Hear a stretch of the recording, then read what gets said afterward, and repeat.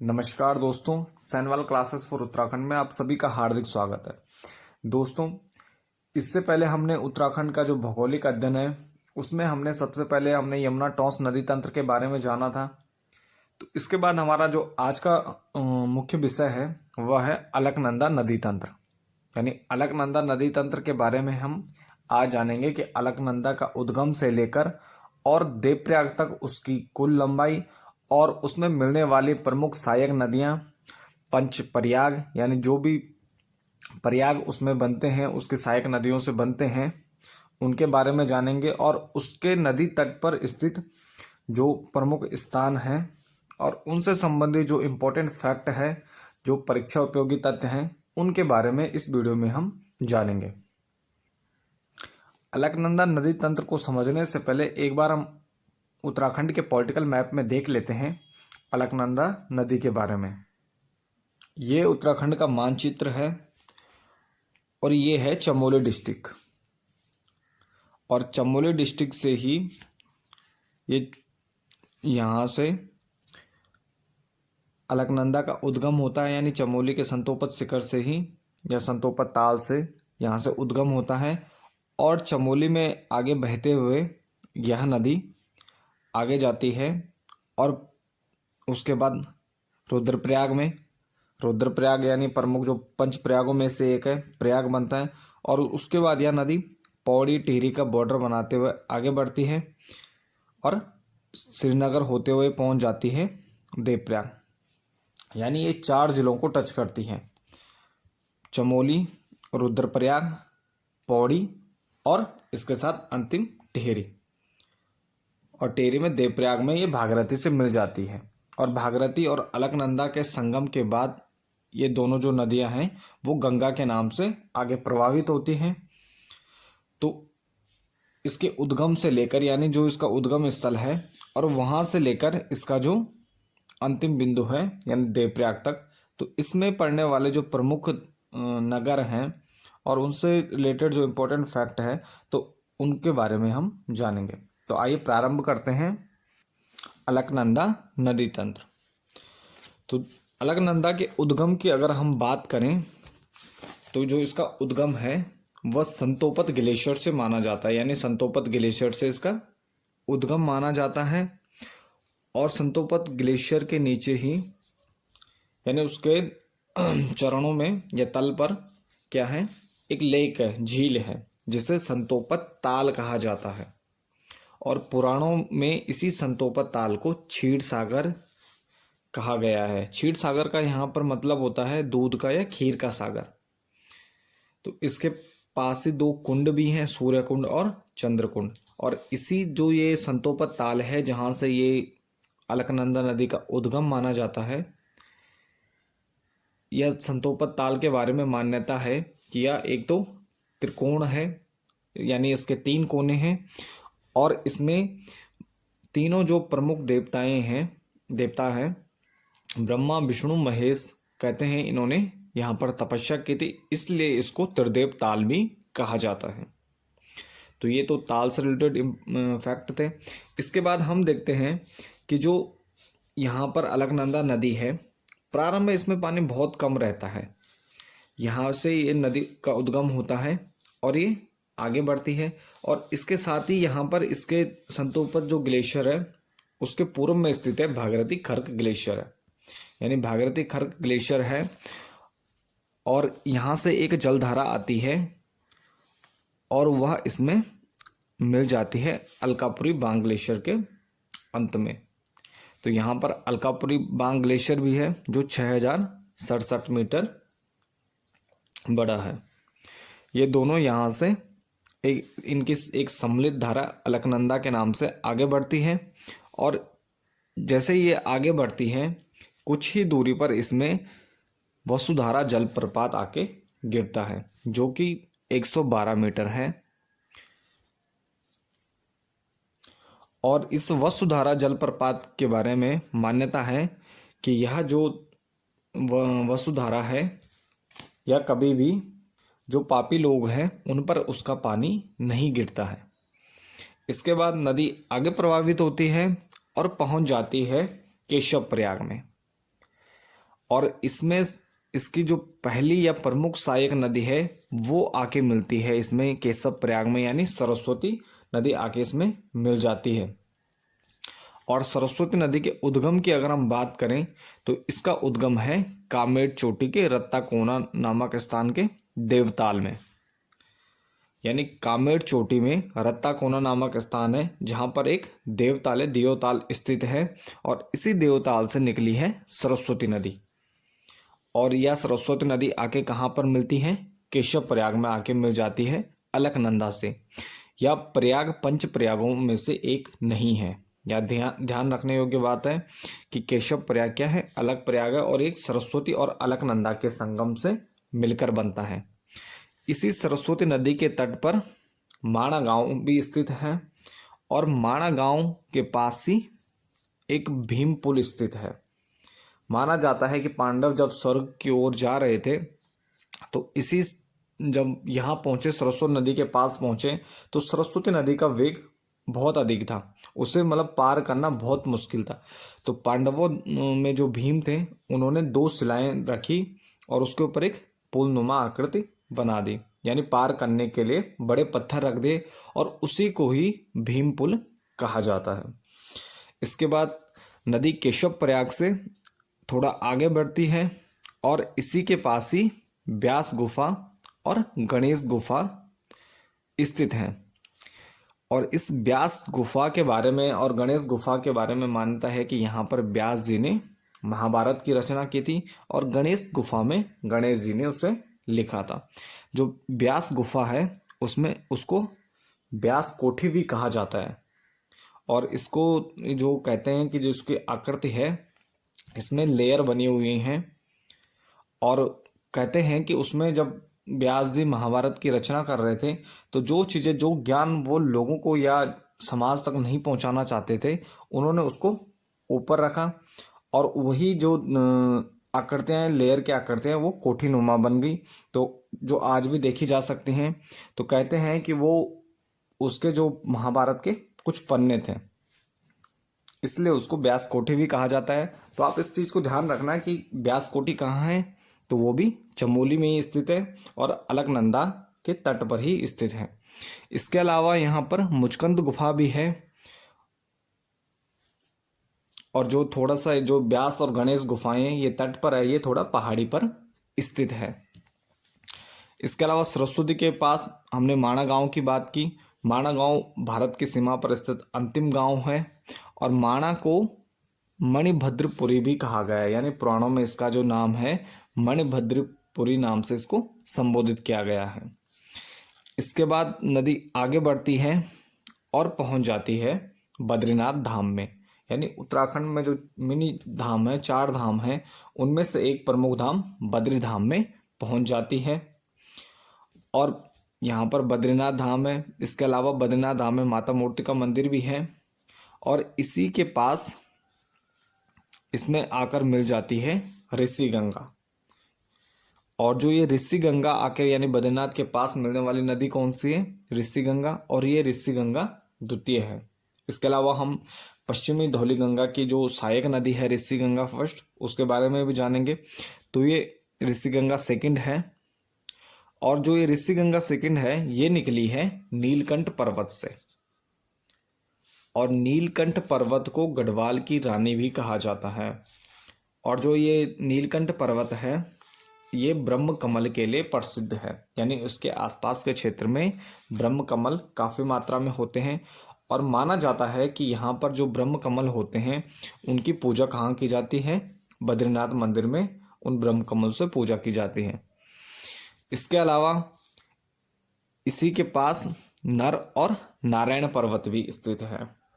ये नर और नारायण पर्वत भगवान विष्णु और अर्जुन का प्रतीक माना जाता है इन्हें। तो यहाँ पर आपको ध्यान रखना है कि नर और नारायण पर्वत यहीं स्थित है। इसके बाद नदी आगे बढ़ती है और पहुँच जाती है हनुमान चट्टी में। ये हनुमान चट्टी जो नाम है इसके पीछे भी एक पुरानी कहानी है कि कहा जाता है कि पांडव जब यहाँ से वनवास में थे, आगे जा रहे थे, तो एक बार यहाँ से भीम गुजर रहे थे, जंगल से भीम जा रहे थे, तो उन्हें रास्ते में एक वृद्ध वानर दिखाई देता है और वृद्ध वानर रास्ते में उसकी पूंछ होती है, वो लेट रखा होता है। तो जब भीम उससे कहते हैं कि आप अपनी पूंछ हटाइए, हमको रास्ता दें, तो वानर कहता है कि मैं काफ़ी वृद्ध हो गया हूँ और मैं अपनी पूंछ हटाने में समर्थ नहीं हूँ, तो कृपया आप ही इस पूंछ को साइड कीजिए, यानी हटा दीजिए। तो कहते हैं कि भीम अपनी पूरी ताकत लगाते हैं, लेकिन उसके बावजूद भी वो अपनी पूंछ उनकी पूंछ को हटा नहीं पाते हैं। तो फिर तब उन्हें पता चलता है ये कोई और नहीं बल्कि हनुमान जी रहते हैं। फिर वो उन्हें दर्शन देते हैं, उसके बाद वो अपनी पूंछ हटा देते हैं। तो इसलिए इस जगह का नाम हनुमान चट्टी भी रखा गया है और यहाँ पर एक छोटा सा मंदिर बना हुआ है। इसके बाद नदी आगे बढ़ती है और पहुँच जाती है पांडुकेश्वर। और पांडुकेश्वर में योगदान बद्री भी है और यहाँ पर पांडव शिला भी स्थित है। तो पांडुकेश्वर इसका जो फेमस होने का या प्रसिद्ध होने का एक दूसरा कारण भी है, एक ऐतिहासिक स्थल भी है।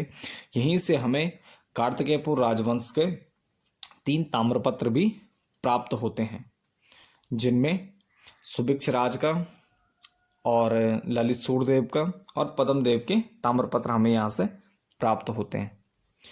इसके बाद इस नदी आगे बढ़ती है और पहुंच जाती है गोविंद घाट में। अब गोविंद घाट में इसकी जो प्रमुख एक सहायक नदी है वो आके इसमें मिल जाती है लक्ष्मण गंगा। अब लक्ष्मण गंगा भी 2 नदियों के संगम से बनी है, पुष्पावली और भुंडार गंगा या लक्ष्मण गंगा, और ये दोनों मिलती हैं घाघरिया में। इसके बाद अगर पुष्पावती नदी की बात की जाए तो जो पुष्पावती नदी है वो निकलती है फूलों की घाटी से।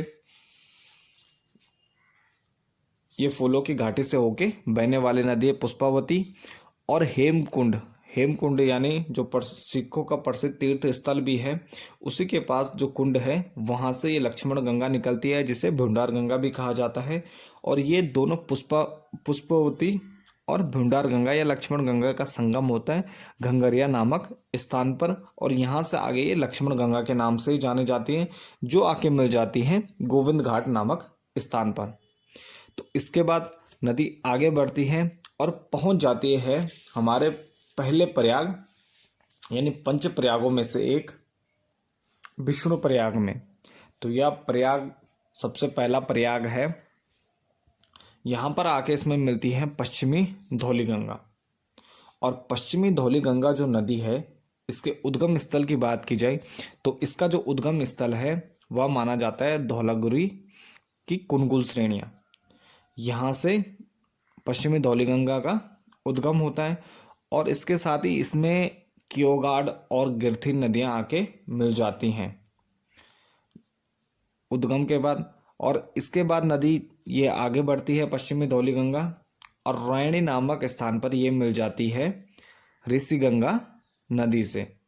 और ये वही ऋषि गंगा नदी है जिसमें अभी 7 फरवरी 2021 को एक आपदा आई थी, जिससे काफ़ी आर्थिक नुकसान हुआ था, जिसमें 2 प्रमुख जो विद्युत परियोजनाएं थी उनको काफ़ी नुकसान होता है। और इस ऋषि गंगा फर्स्ट के उद्गम की बात की जाए तो जो नंदा देवी पर्वत है उसके दक्षिण में से ये नदी निकलती है और आगे जाकर ये पश्चिमी धौली गंगा में मिलती है रैणी नामक स्थान पर। और रैणी जो गांव है वो चिपको आंदोलन के लिए भी फेमस है कि गौरा देवी द्वारा यहाँ से वृक्ष यानी जंगलों को बचाने के लिए, वृक्षों को बचाने के लिए एक प्रमुख आंदोलन शुरू किया गया था जिसका नाम था चिपको आंदोलन। तो ऋषि गंगा की सहायक नदी है रोठ गंगा और इसी में क्या होता है, एवलॉन्च होता है और उसके कारण आपदा आती है, जिसमें इसमें 2 प्रोजेक्ट रहते हैं जो पूरी तरह से जिनको मतलब काफ़ी, एक प्रोजेक्ट तो पूरी तरह से काफ़ी जो नष्ट हो जाता है और दूसरा जो विष्णुघाट तपोवन परियोजना है उसको काफ़ी आर्थिक क्षति पहुंचती है। तो इसके बाद रैणी के बाद ये पश्चिमी धौली गंगा के नाम से आगे बढ़ती हैं और ये जाकर मिल जाती हैं विष्णु प्रयाग में। तो इसकी कुल लंबाई की बात की जाए धौलागिरी की कुनकुल श्रेणी से लेकर विष्णु प्रयाग तक ये 94 किलोमीटर यानी 94 किलोमीटर इसका प्रवाह क्षेत्र है। तो पहुंच जाती है विष्णुप्रयाग में। और विष्णुप्रयाग एक ऐसा प्रयाग है जिसमें कोई भी गांव या शहर स्थित नहीं है। यानी अन्य प्रयागों में अगर इसकी तुलना की जाए तो इसके नदी तट पर एक मंदिर के अलावा कोई शहर या गांव इसके आसपास प्रमुख रूप से नहीं है। इसके पास ही जय और विजय नामक पर्वत भी स्थित हैं और माना जाता है कि इस प्रयाग में नारद द्वारा विष्णु भगवान की आराधना की गई थी। इसी प्रयाग में उन्हें उनके दर्शन हुए थे। इसके बाद विष्णु प्रयाग, पहले प्रयाग से नदी आगे बढ़ जाती है और पहुंच जाती है अलकापुरी में। अलकापुरी में इसमें अलकनंदा की जो सहायक नदी है बालखिल्य, वो आकर मिल जाती है इसमें। और बालखिल्य नदी की बात की जाए, इसके उद्गम स्थल की बात की जाए तो वो तुंगनाथ रुद्रनाथ ग्लेशियर यानी रुद्रप्रयाग के क्षेत्र से ये निकलती है। और इसकी सहायक नदी है अमृतगंगा। दोनों मिलकर आगे चलकर बालखिल्य के नाम से आगे बढ़ती हैं और अलकापुरी में ये मिल जाती हैं अलकनंदा से। इसके बाद नदी आगे बढ़ती है और जोशीमठ के क्षेत्र में पहुंच जाती है। और जोशीमठ के क्षेत्र में अलग अलग स्थानों पर, जोशीमठ के पास ही इसमें विरथी या विरेय गंगा, पाताल गंगा और गरुड़ गंगा आके इसमें मिल जाती हैं। अगर विरही या विरथी गंगा की बात की जाए तो ये घुंटी पर्वत से निकली हुई है और इसी पर 1893 में एक गौना झील बनी थी जो 1970 के आसपास टूटती है और इससे काफ़ी नुकसान होता है गोपेश्वर यानी जोशीमठ शहर को काफ़ी नुकसान होता है। उसके बाद फिर यहाँ से जो कार्यालय रहते हैं, डिस्ट्रिक्ट रहते हैं, मुख्यालय रहता है, उसको यहाँ से शिफ्ट किया जाता है गोपेश्वर। तो ये प्रमुख ध्यान रखना है कि 3 जो प्रमुख ये नदियाँ हैं, विरथी या विरी गंगा, पाताल गंगा, गरुड़ गंगा, ये जोशीमठ के आसपास इसमें मिल जाती हैं। और जो ये गौना झील है 1893 में ये बनी थी और 1970 में ये टूट जाती है। और ये किस पर है? विरही या विरथी गंगा पर ये झील बनी है जो घुंटी पर्वत से निकली है। इसके बाद अलकनंदा नदी जोशीमठ से आगे बढ़ती है और पहुंच जाती है दूसरे प्रयाग में, यानी नंद प्रयाग में पहुंच जाती है हमारी अलकनंदा नदी। और नंद प्रयाग में इसकी प्रमुख सहायक नदी जो मिलती है वो है नंदाकनी। और नंदाकनी के उद्गम स्थल की बात की जाए तो ये निकली है त्रिशूल पर्वत में नंदा घूंटी के रूपकुंड से। यानी त्रिशूल पर्वत के दक्षिण में नंदा घूंटी स्थित है और नंदा घूंटी में ही रूपकुंड स्थित है और रूपकुंड के पास से ये निकली है। यानी नंदाकनी नदी यहाँ से निकलती है और आगे बढ़ती है। इसमें चुफलागाड़, मेलागाड़, गौरीगाड़, आगे इसकी कई प्रमुख नदियाँ हैं, सहायक नदियाँ हैं जो इसमें मिलती हैं और आगे चलकर ये नंद प्रयाग में मिल जाती है अलकनंदा से। ये अपने उद्गम से लेकर नंद प्रयाग तक का जो इसका सफ़र है वो 56 किलोमीटर का है। यानी 56 किलोमीटर ये प्रभावित होकर अपने उद्गम स्थल से नंद प्रयाग में मिल जाती हैं। अगर नंद प्रयाग की हम बात करें तो इसका जो प्राचीन नाम है उसे कणासु कहा जाता है और यही नंद प्रयाग माना जाता है कि यहाँ पर यदुवंशीय साम्राज्य की राजधानी, यानी जो यदुवंश था उसकी साम्राज्य की राजधानी थी और राजा नंद के द्वारा इसमें नंद प्रयाग में ही एक यज्ञ किया गया था। और माना जाता है कि जो उन्होंने यज्ञ था वो नंद प्रयाग में उन्होंने एक बड़ी शिला के ऊपर किया था और आज वर्तमान में उसी शिला के ऊपर वह मंदिर, जो नंद प्रयाग में मंदिर बनाया गया उसके ऊपर स्थित है। तो इसके बाद नंद प्रयाग से नदी आगे बढ़ती है और पहुंच जाती है हमारे तीसरे प्रयाग यानी कर्ण प्रयाग में। कर्ण प्रयाग में इसकी जो सहायक नदी है पिंडर या कर्ण गंगा, वह आकर इसमें मिलती है। जिसका उद्गम स्थल की बात की जाए तो उसका उद्गम स्थल है पिंडारी ग्लेशियर, यानी ये बागेश्वर में आता है। इस नदी का उद्गम बागेश्वर से होता है और ये पिंडारी ग्लेशियर से आकर बहती है। इसके अलावा इसकी एक प्रमुख कैल सहायक नदी है जो आकर इसमें मिल जाती है। और इसके अलावा एक अन्य प्रमुख सहायक नदी है जिसका नाम है आटागाड़। आटागाड़ नदी दूधातोली के पठार से निकली है और आटागाड़ के पास ही एक पहाड़ी पर चांदपुर गढ़ भी स्थित है जो पंवारों की प्रारंभिक राजधानी रहती है, जहाँ से पंवार वंश का उदय होता है। यानी पंवार वंश पहाड़ी पे है और आटागाड़ नीचे तलहटी से आकर आगे बहती है। और जो आटागाड़ है इसका प्रभाव अत्यधिक तेज है। इसके बाद नदी आगे बढ़ती है इसके अपनी सहायक नदियों को लेकर, और इसके तट पर देवाल, सिमली, कुलसारी और थराली जैसे प्रमुख स्थल स्थित हैं। इसके बाद ये पहुंच जाती है कर्णप्रयाग में, और कर्णप्रयाग में मिल जाती है अलकनंदा से। अगर कर्णप्रयाग की हम बात करें तो कर्णप्रयाग में पार्वती उमा देवी का मंदिर है, और कर्णप्रयाग में कर्ण के द्वारा ही सूर्य की तपस्या की गई थी, और जिसमें उन्हें कवच कुंडल प्राप्त होते हैं। और इसके अलावा यहाँ पर श्री कृष्ण कर्ण मंदिर भी स्थित है, कि माना जाता है जब कर्ण का मृत्यु हो जाती है तो उसके बाद श्री कृष्ण के द्वारा उनका जो अंतिम संस्कार है वो कर्णप्रयाग में ही किया जाता है। इसके बाद नदी आगे बढ़ती है और पहुंच जाती है रुद्रप्रयाग में। ये रुद्रप्रयाग जिले में स्थित है, यानी कर्णप्रयाग तक ही हमारे जो चमोली डिस्ट्रिक्ट है, चमोली जिला है, वहाँ तक ये तीनों प्रयाग चमोली की सीमा से आगे बढ़ जाती हैं, और ये तीनों प्रयाग हैं वो चमोली जिले में आते हैं। इसके बाद ये जो चौथा प्रयाग है ये आता है रुद्रप्रयाग, रुद्रप्रयाग जिले में ही आता है। तो यहाँ पर इसकी जो प्रमुख नदी है, सहायक नदी है मंदाकिनी, वो आके मिल जाती है।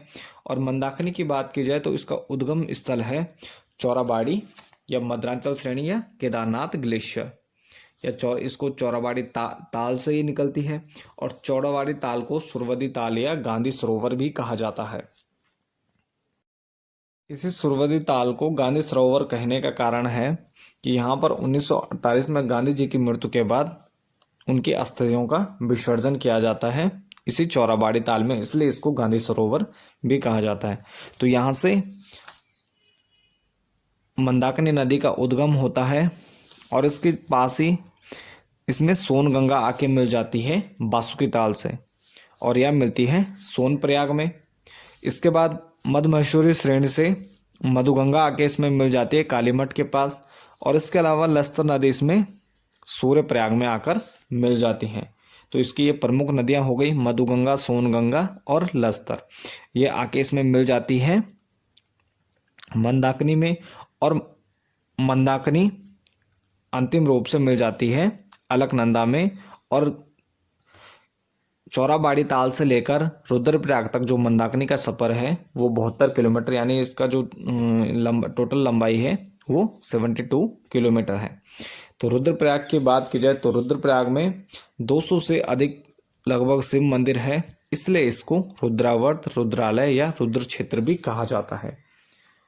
और माना जाता है कि नारद द्वारा शिव भगवान की आराधना भी इसी प्रयाग में की गई थी, और शिव भगवान ने प्रसन्न होकर उन्हें संगीत शास्त्र का ज्ञान दिया था, यानी यहीं से उन्हें संगीत शास्त्र का ज्ञान भी प्राप्त होता है। तो रुद्रप्रयाग के बाद नदी आगे बढ़ती है और पौड़ी में एंटर करती है। पौड़ी में ये पहुंच जाती है श्रीनगर में, और पौड़ी के बाद पौड़ी के आसपास में और भी कई प्रमुख छोटी बड़ी नदियां इसमें आकर मिलती हैं, और इसके बाद यह पहुंच जाती है अंतिम रूप से अपने देवप्रयाग में, यानी अंतिम स्थल तक पहुंच जाते हैं देवप्रयाग में। और देवप्रयाग क्या है, पंच प्रयागों में से सबसे अंतिम प्रयाग है, और यह टिहरी में स्थित है। और इसमें आके इसकी दूसरी नदी है यानी भागीरथी है, वो आके इसमें मिल जाती है, और भागीरथी गौमुख से निकलती है और 205 किलोमीटर का लंबा सफ़र तय करके पहुंच जाती है देवप्रयाग। और इसी देवप्रयाग में अलकनंदा नदी पर एक वशिष्ठ कुंड भी बना हुआ है, और भागीरथी पर ब्रह्म कुंड बना हुआ है। अगर देवप्रयाग की बात की जाए तो देवप्रयाग को समस्त तीर्थों का शिरोमणि भी कहा जाता है। और देवप्रयाग में जो देवप्रयाग स्थान है वो दसरांचल, गर्त और नरसिंह पर्वतों से घिरा हुआ है, यानी 3 पर्वत श्रेणियों से घिरा हुआ है। और ये इम्पोर्टेंट है, ये क्वेश्चन ग्रुप सी के पहले एग्जाम में पूछा जा चुका है। तो इन तीनों को आप ध्यान रखना, दसरांचल, गर्त और नरसिंह पर्वतों से घिरा हुआ है। और देव शर्मा नामक ऋषि द्वारा यहाँ पर तपस्या की जाती है और जो इसका नाम है वो उन्हीं के नाम पर देवप्रयाग पड़ता है और उन्हीं के द्वारा इस शहर की स्थापना भी की जाती है। इसके अलावा जो इसके अन्य नाम है इंद्रप्रयाग और इसको सुदर्शन क्षेत्र भी कहा जाता है।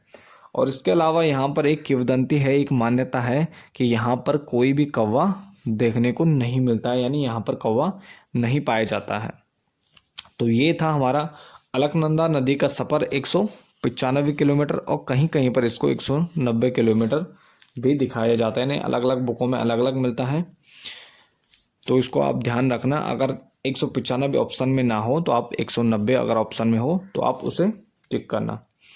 तो इसके बाद दोनों नदियाँ यानी भागीरथी इसमें आके मिलती है और इसके बाद ये गंगा के नाम से आगे बढ़ती है और ये हरिद्वार पहुंच जाते हैं। हरिद्वार से फिर ये यूपी में एंटर करती है। तो इसमें जो देवप्रयाग से लेकर हरिद्वार का गंगा है और भागीरथी है, तो इसको हम अलग नदी तंत्र में देखेंगे, यानी भागीरथी गंगा का नदी तंत्र में देखेंगे। तो ये अलकनंदा का सफ़र था 195 किलोमीटर। तो इसके साथ ही हमारे आज की वीडियो यहीं समाप्त होती है। मिलते हैं एक नेक्स्ट टॉपिक के साथ, बने रहे चैनल के साथ। धन्यवाद।